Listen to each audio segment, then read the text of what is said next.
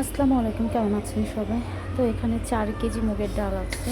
আমি এটা ভেজে সংরক্ষণ করে রাখবো অন্তত 3-4 মাস যাবে। কারণ আমরা তো এখন মানুষ বেশি, কিন্তু আবার মানুষ সবাই চলে গেলে আবার কম, তো তখন কম লাগবে। আর এদিকে খেসারির ডাল, এটাও আমি একটু ভেজে নিয়েছি। একটু ভেজে নিলে পরে হয় কি, এটা আপনি অনেক দিন খেতে পারবেন, পোকা উঠবে না।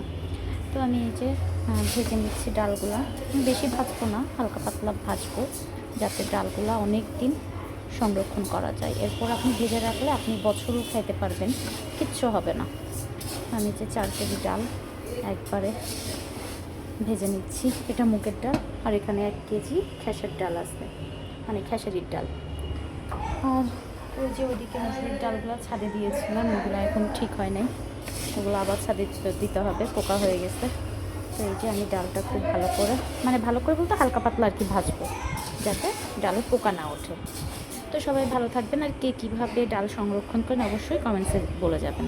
তো সবাই ভালো থাকবেন, সুস্থ থাকবেন, আল্লাহ হাফিজ।